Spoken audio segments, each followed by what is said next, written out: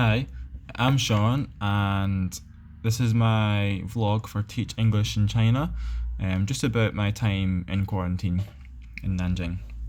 So, I came over in August 2019 as part of the TEFL training program, and since then I've been teaching oral English at a public school in Nanjing. So I decided to go home kind of over January, February time, just as the whole COVID situation was kind of at its peak in China. And then in the middle of March, I decided to come back to Nanjing because things were starting to kind of clear up by then. So I flew from Edinburgh to Thailand around kind of 12th of March.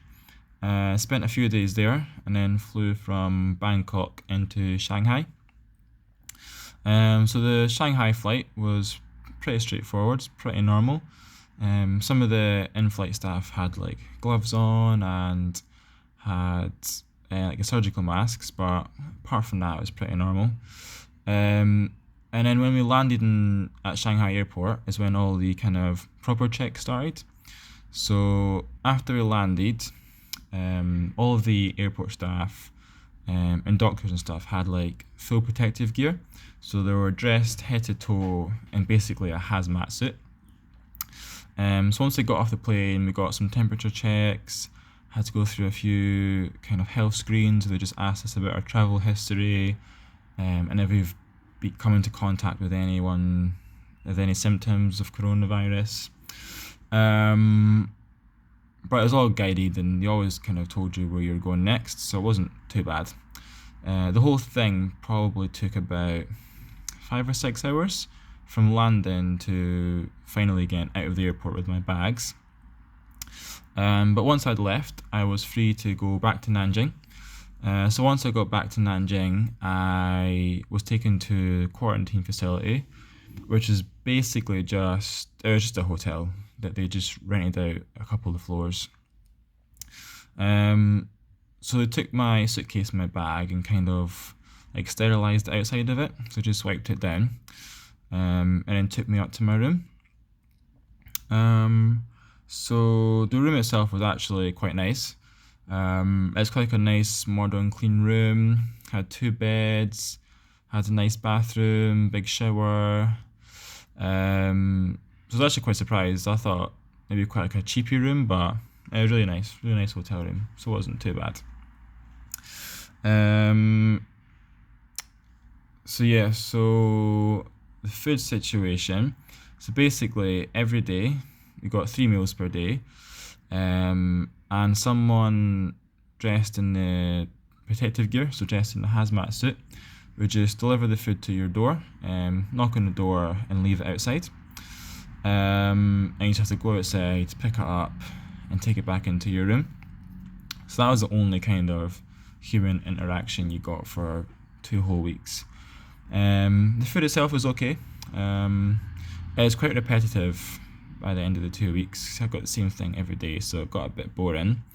But basically, lunch and dinner was usually just some rice, some sort of meat, so like chicken or meatballs or fish, and got a couple of portions of vegetables as well. I say one of the only things is that you aren't allowed to order any food in, so you can't order any takeaways or you can't order food from the supermarket. So if you do have to go through quarantine, I definitely recommend bringing plenty of snacks with you. So I made the mistake of bringing only a couple of snacks. I ended up being quite hungry some days. So like if I got the meal I didn't really like the food, there wasn't really anything else I could have to eat. So I'd have to either just put up with it and eat it or go hungry. So I say that's one of the main things. Make sure you bring plenty of food with you. And 2 weeks as well can be quite a long time to be by yourself. So definitely recommend bringing like some things to keep you entertained as well. So for me, I bought some books in the UK before I came because I knew I was going to have to spend 2 weeks in the room. So I also bought the books, brought my laptop as well, and the VPN was working, so I managed to get into Netflix, watch a few movies, binge watch some TV shows, and I brought my Nintendo Switch as well, so I could just sit and play that. So I definitely say bring something to keep you entertained, because if you start to get bored, then being stuck in the same room for 2 weeks probably isn't going to be very fun. But overall, I would say the whole experience actually wasn't anywhere near as bad as I thought it would be. The main thing is just the food was a bit average, and it was quite easy to get bored, but overall experience wasn't really too bad, to be honest. And another thing was maybe 7 days in, so halfway through the quarantine period, you probably get like a throat swab. So they come to your room, just stick a little like cotton bud to the back of your throat, and that's just testing for COVID-19. So it's not really that bad. It's only a couple of seconds and it's done. And then you get the same thing done again just before you leave as well, just to make sure you don't test positive for it before you get let out into the world. So at the end of the 2 weeks, I had to go downstairs to the hotel lobby and just basically signed a form that said I'd been through quarantine, and they gave me a little certificate just as proof, just in case I needed to show anyone for whatever reason. And then I had to pay. So the whole thing can be a little bit pricey. So for me, it was about £500 overall. So that's for the room and including food as well. But luckily, my school agreed to reimburse me, so it wasn't too bad for me. I guess it just depends on the school, really. So yes, the school paid me back, so it wasn't too bad. After that, you're pretty much free to go wherever you want. So for the moment, can't leave Nanjing, so I have to stay within the kind of city, unless I want to go through quarantine again. So it wasn't too bad the first time, but definitely don't want to do it again. But yeah, like I said, overall, the experience wasn't anywhere near as bad as I thought it would be.